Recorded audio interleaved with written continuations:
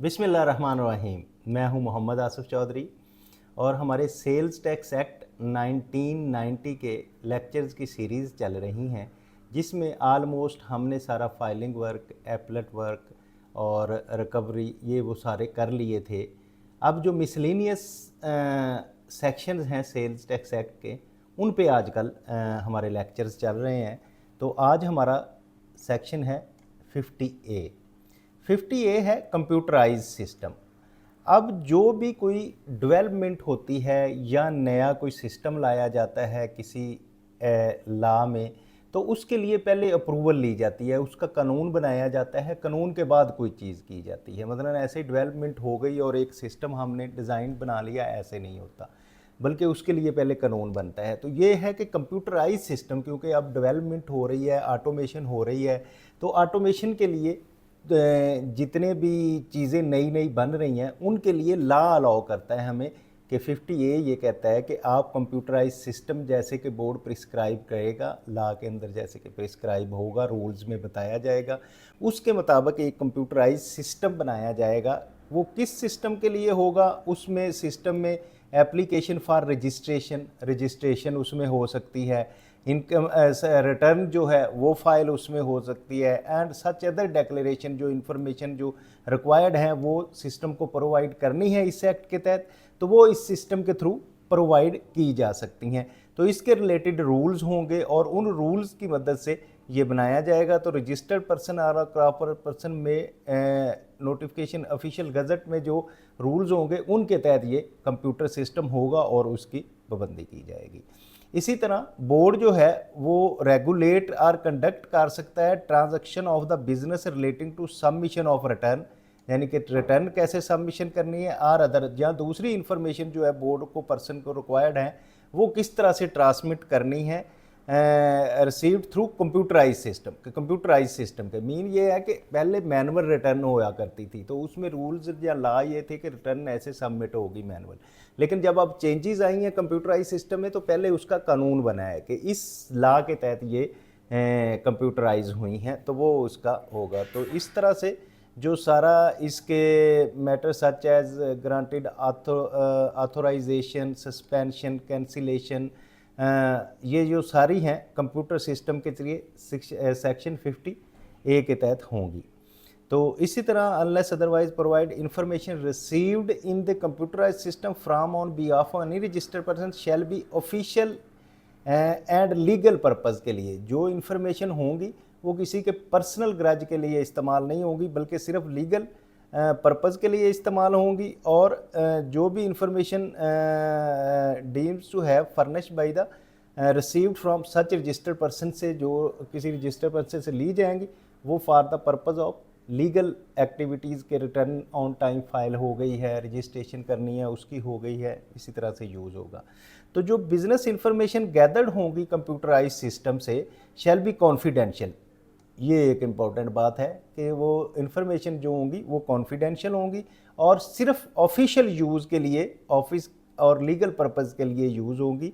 No unauthorized person को इसके लिए एसेस नहीं होगी, and share claim of any access for the information, ना वो क्लेम कर सकता है इसकी इंफॉर्मेशन के लिए। तो ये है कि मकसद कि 50A जो है उस कंप्यूटराइज सिस्टम है, एक बनाएगा FBR जिसमें वो रजिस्ट्रेशन कर सकता है, रिटर्न फाइल कर सकता है, और जो उसमें डाटा गैदर होगा वो कॉन्फिडेंशियल होगा, उस किसी की एसेस नहीं की और उस एसेस के लिए यूज़ नहीं होगा। इसके बाद है section 50B। 50B electronic scrutiny of the electronic scrutiny and intimations. आपने एक सुना होगा ऑफिसर जो FBR के वो यूज़ भी करते हैं, क्रेस्ट सिस्टम है, computerise CREST computerise risk evaluation of sales tax return की और सेल्स टैक्स की कंप्यूटराइज रिस्क एवेल्यूएशन है, जिसमें क्या किया जाता है, कंप्यूटराइज सिस्टम जो खुद ही वो रिटर्न को एवेल्यूएट करता है, उसमें कुछ डिस्क्रिपेंसीज हैं तो वो डिस्क्रिपेंसीज निकालता है, उन डिस्क्रिपेंसीज को जो है वो रजिस्टर्ड पर्सन तक पहुंचाता है, इंटीमेट करता है।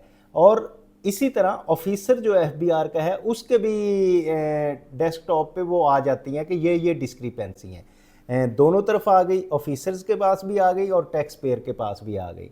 तो उन डिस्क्रिपेंसीज के रिगार्डिंग अब ऑफिसर जो है वो आगे शोकाज कर सकता है, और जो रजिस्टर्ड पर्सन उस सिस्टम में रिप्लाई देगा वो रिप्लाई भी उसमें अवेलेबल होगा, जो ऑफिसर जो है उसमें एक्शन लेगा वो भी उसमें अवेलेबल होगा।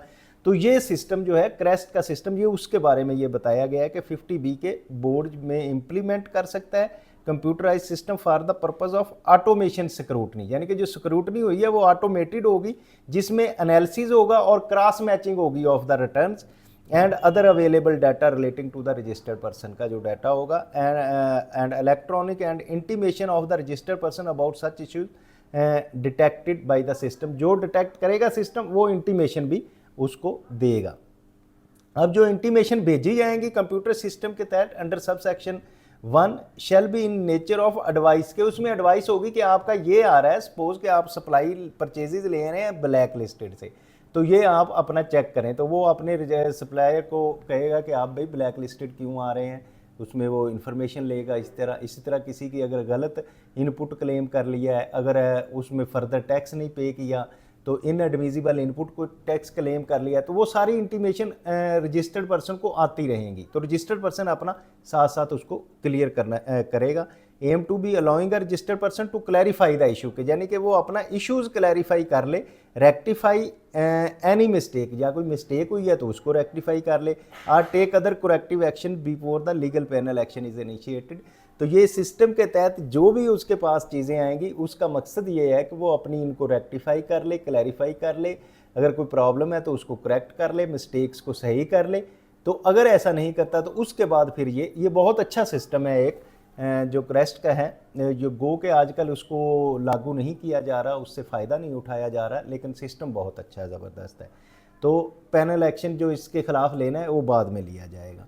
इसी तरह जो कंप्यूटराइज सिस्टम है shall be implemented to keep the record and issue, detect, intimate, sent, respond, received, action taken and present the information to the officers of inland revenue। जिस तरह ये मैंने पहले भी इसका बताया कि जिस तरह ये टैक्स पेयर को सारी इन्फॉर्मेशन बता रहा है और उसे कह रहा है कि अपनी ठीक कर लो, इसी तरह ये सारी इन्फॉर्मेशन FBR के इनलैंड रेवेन्यू ऑफिसर को भी दे रहा है।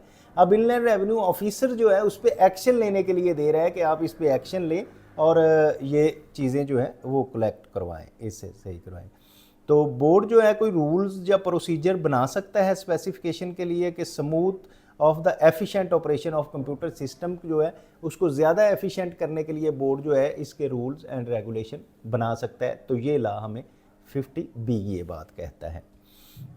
इस तरह है सेक्शन 51।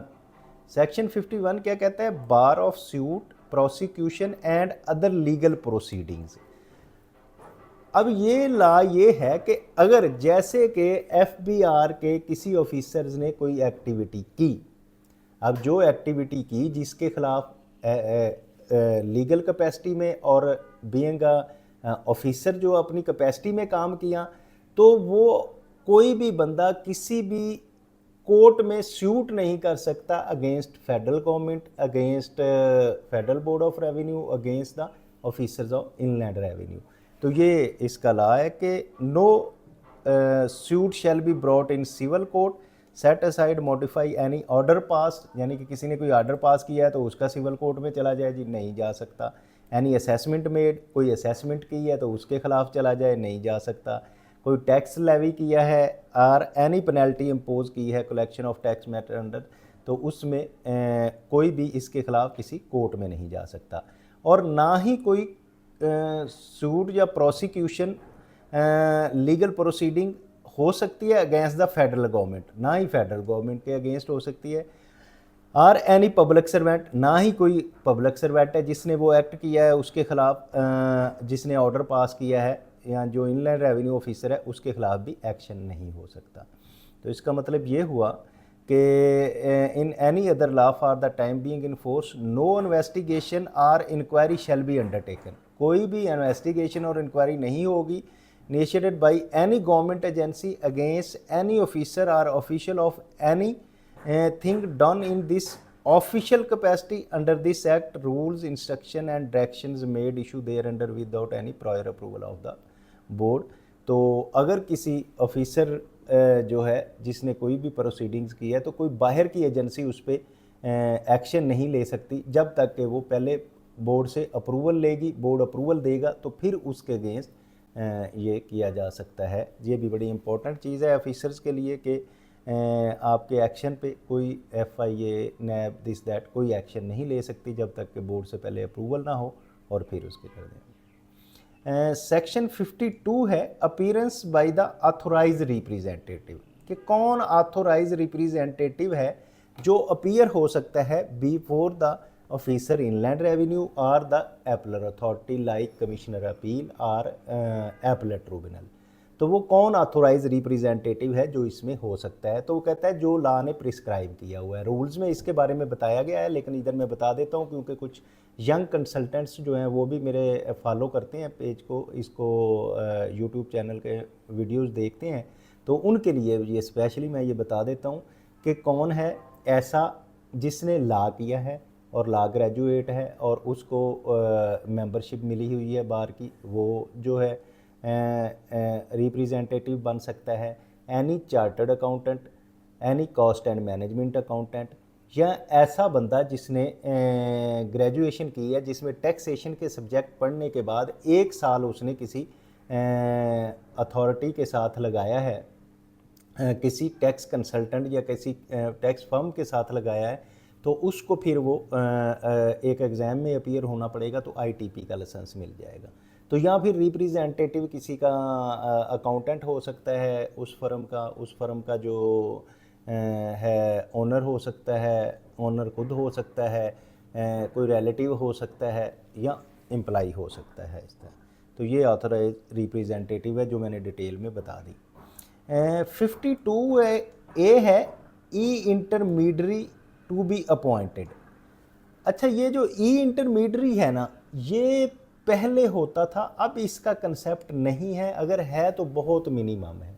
ई इंटरमीडियरी क्या होता था कि पहले जब रिटर्न फाइल की जाती थी, जब इलेक्ट्रॉनिक रिटर्न की फाइलिंग शुरू हुई तो उसमें ये हुआ कि ई इंटरमीडियरी रजिस्टर्ड हो गए, जो कंसल्टेंट्स थे वो as a e intermediary registered हो गए FBR के साथ। अब उनके लॉगन में जितने उनके क्लाइंट थे वो सारों का डाटा आ गया और हर क्लाइंट जो है उस ई इंटरमीडियरी के थ्रू अपनी रिटर्न फाइल करता था।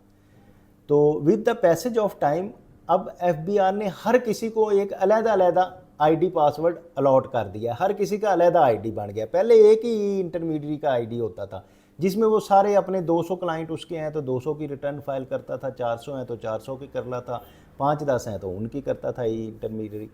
लेकिन अब क्योंकि हर किसी का इंडिविजुअल ID पासवर्ड बन गया है, ID हर किसी का अलग ID है, तो इसमें ई इंटरमीडियरी का फंक्शन काफ़ी हद तक कम हो गया है, बहुत मिनिमाइज हो गया है। तो इसलिए इसको इतनी डिटेल से ये सारा लाभ पढ़ने के बजाय मैं आपको सिर्फ यही बता देता हूँ कि वो जो ई इंटरमीडियरी होता था वो अब रिटर्न फाइल करता था रजिस्टर्ड पर्सन की, अब on the behalf of registered person करता था, तो इसलिए वो रिस्पॉन्सिबल था रजिस्टर्ड पर्सन ही उसकी बिहाफ पे।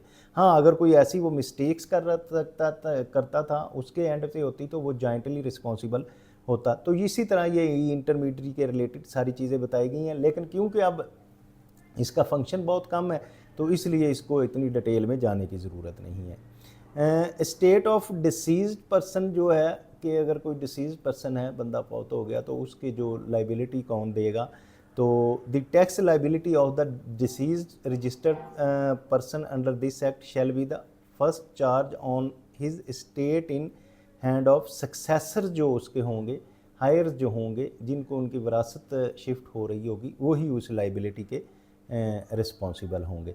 इसी तरह स्टेट बैंकरप्सी है कि जब बैंकरप्ट हो जाती है कोई फर्म तो उसमें क्या होगा, तो registered person is declared bankrupt अगर हो जाता है तो tax liability under this act shall be passed on the state of bankruptcy. तो वो उसमें बैंकरप्सी में जब वो चीज़ें उसकी बेची जाएंगी, लोन्स दिए जाएंगे, तो सबसे पहले जो है वो FBR का टैक्सेस दिए जाएंगे, फिर बाकी क्रेडिटर्स को दिया जाएगा। तो tax liability is incurred by an state bankruptcy, the tax liability deemed to be the current expenditure in this operation of the state of bankruptcy and shall be paid before the claim preferred by other creditors. तो दूसरे creditor से पहले जो है इसका claim दिया जाएगा। Section 55 है रिमूवल ऑफ डिफ़िकल्टीज़। अगर एफबीआर को कहीं फील हो रहा है, कहीं डिफ़िकल्टीज़ आ रही हैं, कोई डिफ़िकल्टी अराइज हो रही है, तो उसको कोई रूल या लॉ में बनाने में, तो फिर क्या करेगा एफबीआर जो है, थ्रू जर्नल ऑर्डर जो or otherwise issue a instruction और डायरेक्शन, इंस्ट्रक्शन या डायरेक्शन इशू करेगा not consistent with the provision of this act for such actions to be taken officer of inland revenue और other person considered necessary to expedite the purpose of removing of difficulties, के किसी में कोई difficulty आ रही है तो journal order जो है उसको इशू किया जाएगा कि इनको रिमूव कर दी जाए, डिफ़िकल्टीज़ को ख़त्म कर दिया जाए। सेक्शन 56 है जिसमें services of order or decision, ये बहुत इंपॉर्टेंट है। इसमें अक्सर कोर्ट में ये इसके इश्यूज़ आए हैं कि जी प्रॉपर जो है वो सर्विस नहीं हुआ था, जो ऑर्डर इशू हुआ या नोटिस कोई भी है, नोटिस या ऑर्डर जो है वो रजिस्टर्ड पर्सन तक पहुंचा नहीं है, तो वो इशू नहीं हुआ, तो उसका क्या करना है। तो उसके लिए ये जो इस एक्ट के तहत क्या क्या तरीक़ेकार हैं, कैसे आपने सर्विस कराना है।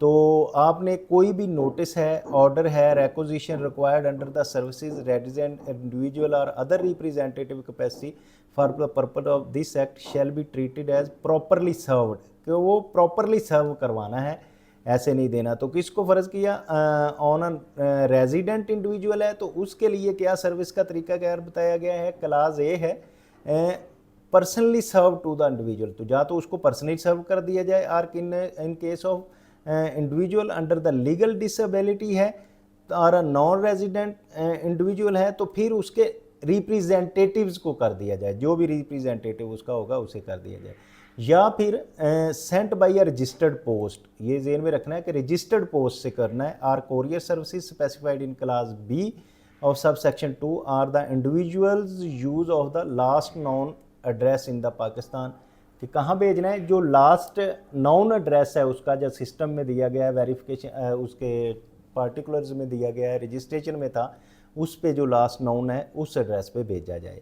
या फिर किस तरह से सर्व किया जाए, क्लास सी कहती है serves on the individuals manner prescribed of the services as a summon, जिस तरह के समन को हम सर्विस करवाते हैं। तो समन जो है वो कोड ऑफ सिविल प्रोसीजर 1908 के तहत करवाया जाता है। तो जिस तरह समन करवाया जाता है इसी तरह उसको वो सर्व करवाया जाए, कोई भी नोटिस, असेसमेंट और इसी तरह डी जो है सेंट इलेक्ट्रॉनिकली थ्रू ईमेल के जरिए भेजा जा सकता है, ई फोल्डर जो एफबीआर में उसका है उसमें भेजा जा सकता है for the purpose of e filing, sale tax cum return file करने के लिए टू द रजिस्टर्ड पर्सन।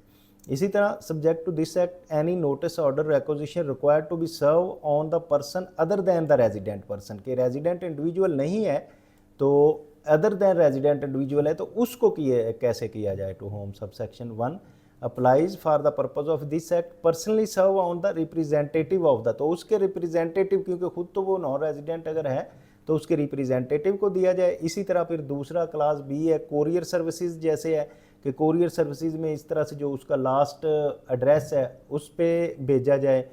फिर यहाँ जैसे कि समन का मैंने बताया था कि समन जिस तरह से करवाया जाता है कोड ऑफ सिविल प्रोसीजर 1908 के तहत उस पर करवाया जाए, या फिर इलेक्ट्रॉनिकली उसकी ईमेल पे उसके ई फोल्डर्स मेंटेन जो एफबीआर ने किया है for e filing of return वगैरह के लिए हम भेज सकते हैं। इसी तरह where an association of person is dissolve, के एसोसिएशन ऑफ पर्सन थी लेकिन अब वो डिज़ोल्व हो गई है तो उसमें any notice order or requisition required to be serve under this act on the association or the member of association में served as person who was the principal officer. तो एसोसिएशन का जो प्रिंसिपल ऑफिसर था उसको ये अपना notice serve करवाया जाएगा। Or the member of association immediately